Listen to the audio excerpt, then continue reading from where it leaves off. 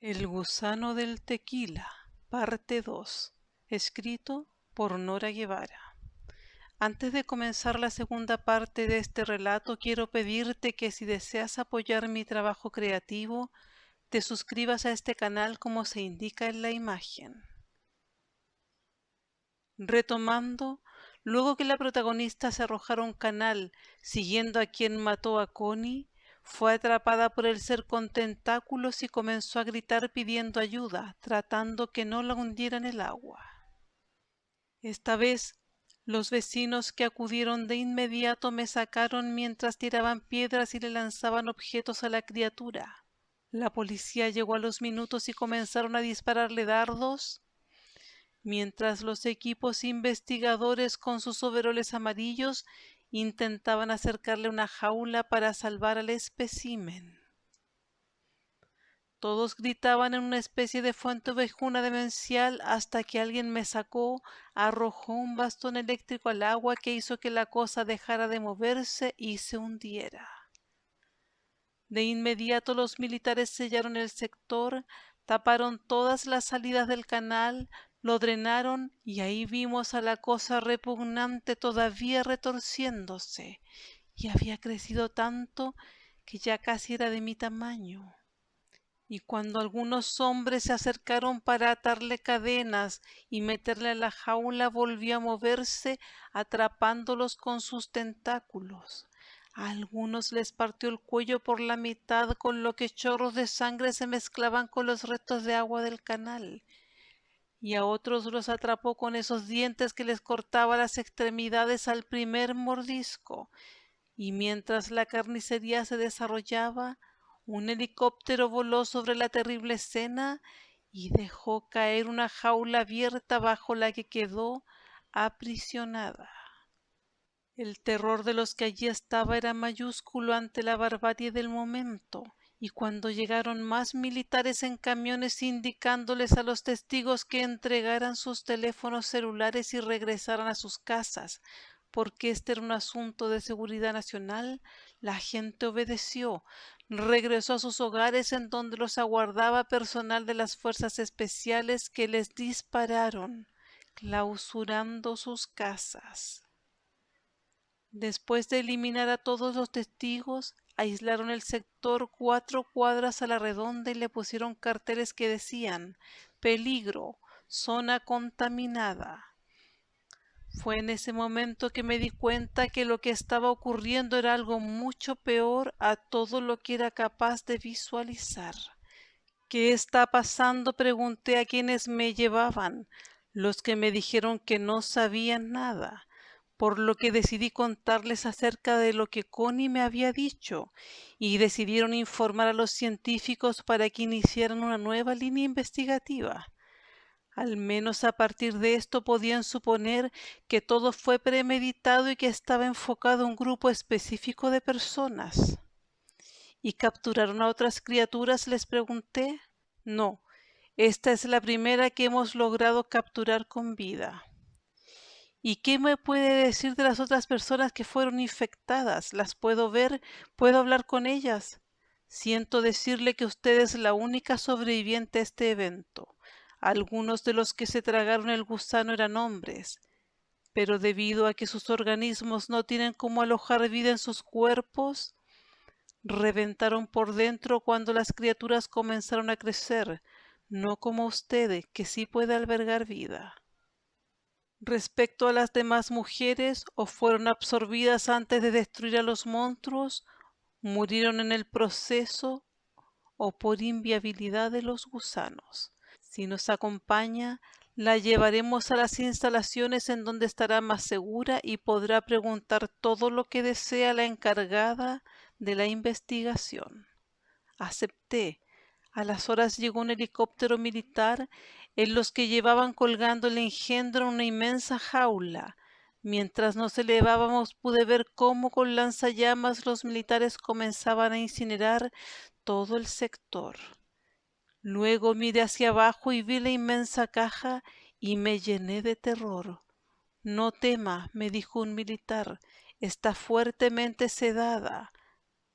y la jaula está construida con los materiales más resistentes que se conocen.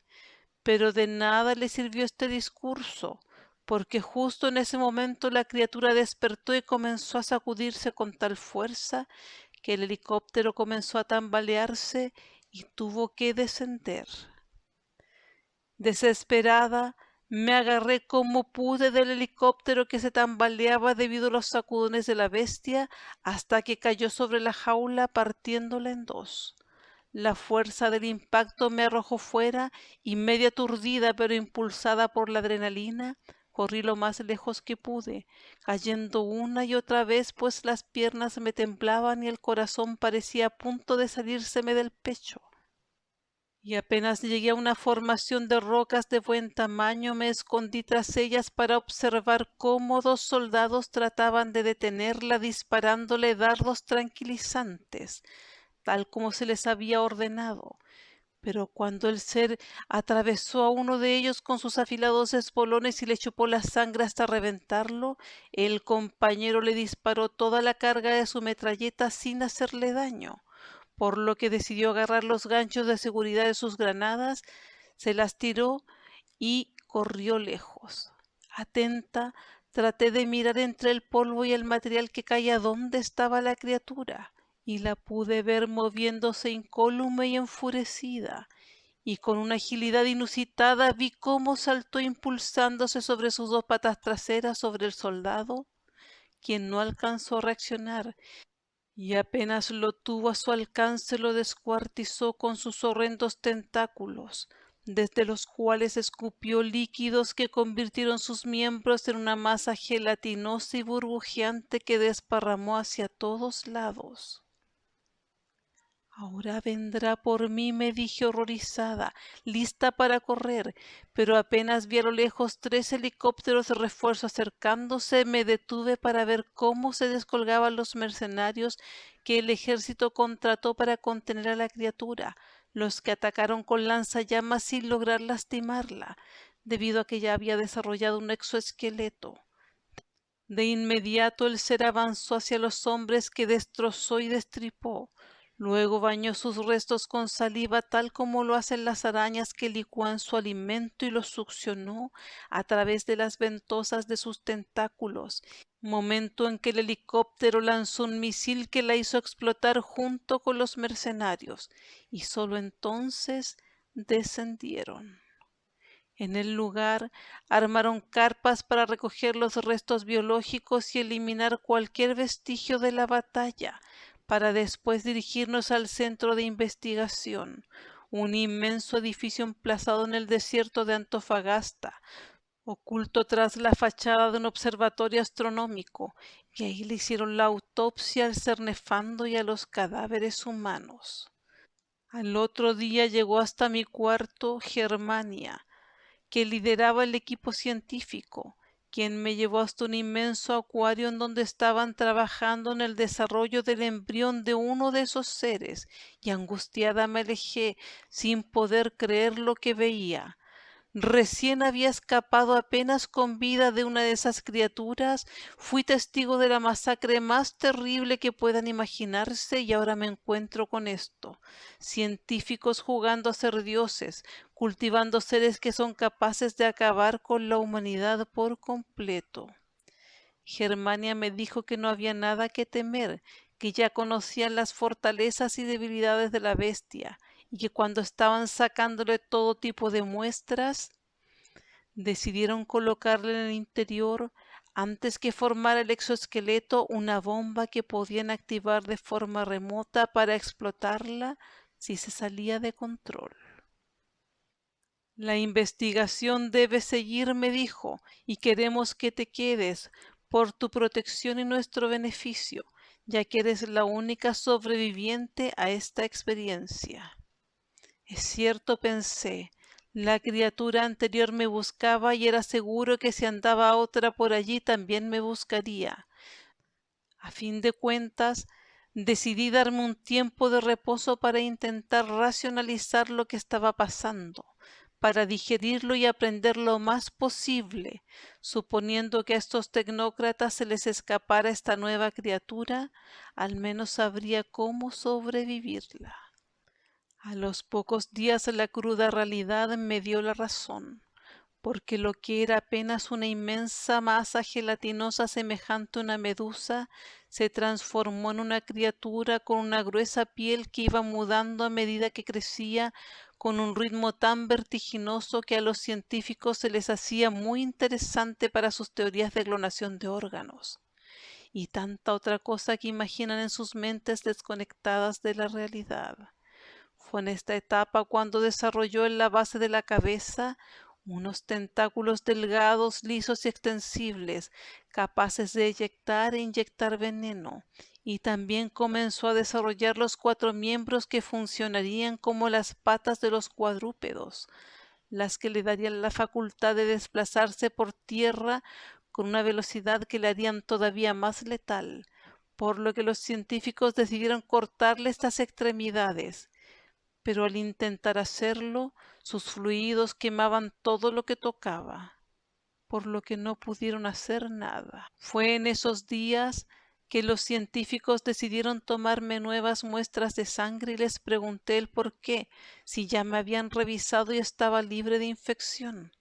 Y me contestaron que luego de enterarse de mi relato y saber que las personas que consumieron el gusano habían sido escogidas, encontraron coincidencia entre las víctimas, como el grupo de sangre y el tipo de tumor desarrollado en paralelo, el teratoma, que contenía larvas de gametos femeninos capaces de ser fecundados por el ser, que definitivamente era el que llevaba los gametos masculinos. Germania me dijo en una conversación privada, porque al parecer solo confiaba en mí, que estaba segura que esa cosa se dejó capturar para acceder al laboratorio y a los teratomas que aquí estaban almacenados, para fecundarlos y reproducirse. Y al haber tenido uno de ellos, seguramente quedó en mí alguna huella genética que podía detectar para encontrarme, lo que también les indicaba que a donde quiera que fuera, si quedaba alguno de esos seres, seguro me buscaría. ¿Estamos hablando de una invasión?, pregunté. No nos atrevemos a asegurar nada. Por ahora sabemos que a pesar de ser una criatura cuyas características coinciden con la genética terrestre, nunca se había conocido una especie como esta. Unos días más tarde, la científica encargada de los estudios de ADN determinó la presencia del gen que codifica la proteína CD33, un receptor que se proyecta desde la superficie de las células inmunitarias y que se caracteriza por proteger a los integrantes de mayor edad de una especie de enfermedades neurodegenerativas y cardiovasculares, preservando así su integridad cognitiva, previniendo la aparición de la demencia y el Alzheimer, deterioros que solo se presentan en los seres humanos y las ballenas azules.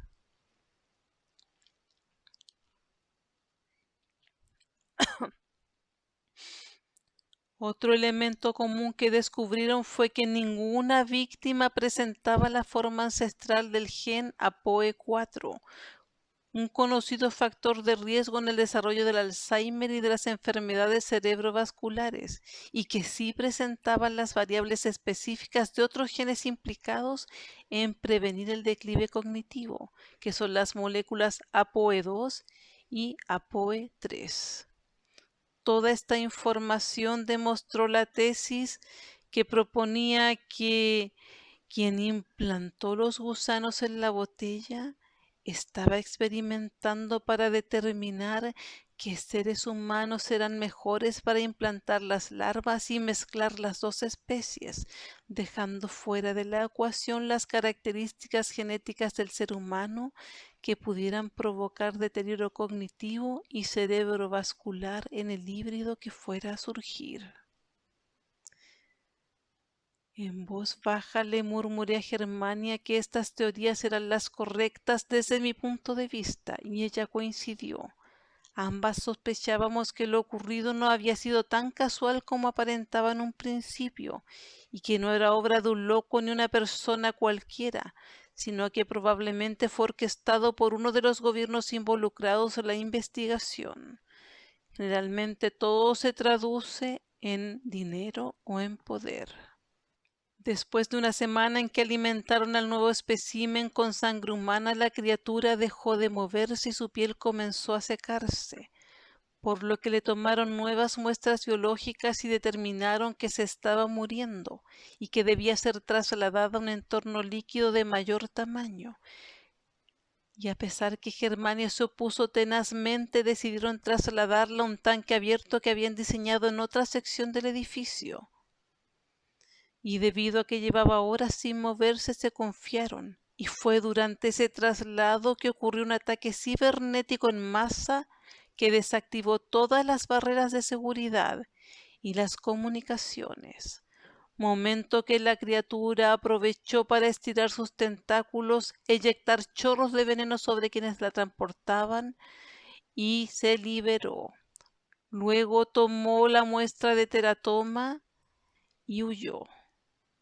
Los mercenarios que vigilaban el traslado salieron tras ella, pero les fue imposible encontrarla, lo que nos confirmó que el ser era inteligente y había estado fingiendo, esperando el momento preciso para obtener lo que buscaba y escapar, y que la situación fue propiciada por alguien que estaba al interior del lugar, con poder y conexiones, pues el ciberataque coincidió exactamente con el traslado de ese ser, y lo peor fue que recién 6 horas más tarde de su ida, se dio la orden de buscarla, con drones, helicópteros e imágenes satelitales, pero nada resultó. La criatura había desaparecido, y sin escuchar a Germania, que insistía en que debían buscarla en lugares poblados, pues necesitaba reproducirse para sobrevivir, quienes comandaban la operación decidieron buscarla en los ríos y lagos del sector. Fue así que en San Pedro de Atacama la criatura dejó caer los gametos femeninos del teratoma en los sistemas de agua potable, contaminando a las personas del lugar, entre ellos los turistas y pasajeros que esa mañana iban camino al aeropuerto y que abordaron vuelos a diferentes partes del mundo sin sospechar lo que estaba pasando. Y solo cuando 2 días después la gente de San Pedro comenzó a mostrar síntomas de estar contaminada, se dieron cuenta que Germania tenía la razón, pero ya era tarde. Hace rato que los vuelos habían llegado a destino y sus pasajeros se habían dispersado, haciendo imposible ubicarlos, con lo que se tomó la decisión a nivel mundial de eliminar a las personas contaminadas que comenzaran a aparecer. En secreto, también acordaron aislar a algunas mujeres que tuvieran las características genéticas deseadas para la reproducción de las larvas, con lo que podrían continuar sus estudios y experimentos. El resto debía ser eliminado e incinerado de inmediato, y con esto dieron por iniciada una guerra biológica global, y lo único que quedaba era enfrentar los efectos e intentar ubicar a él o los culpables, y el origen de estas criaturas que ya se estaban convirtiendo en una plaga, haciendo imposible silenciar por más tiempo estos hechos. A estas alturas, Germania me propuso que huyéramos juntas para buscar a quien aliarnos para enfrentar el problema, ya que se había enterado que la criatura se llevó muestras de gusanos que estaban guardadas en secreto en el complejo, lo que nos dejó más que claro que al interior del lugar había alguien que estaba facilitando su escape y reproducción. ¿Con qué fines? Eso lo debíamos averiguar formando un grupo de personas capaces de organizarse para conseguir agua y suministros suficientes para sobrevivir mientras estudiábamos la forma de inmunizar a la población o eliminar la contaminación de las aguas antes que la gente muriera. La primera medida que tomaron los gobiernos fue unirse de forma secreta en un sistema global de control que, lejos de advertir a la población acerca del peligro de usar agua potable en cualquiera de sus formas, se lo ocultaron. De esta forma, el resto de la gente fue condenada a la muerte. Si quieres saber cómo continúa esta historia, apoya mi trabajo creativo marcando un me gusta abajo del video y suscríbete a mi canal para que recibas un aviso de la tercera parte en Cuentos de Terror, Nora Guevara.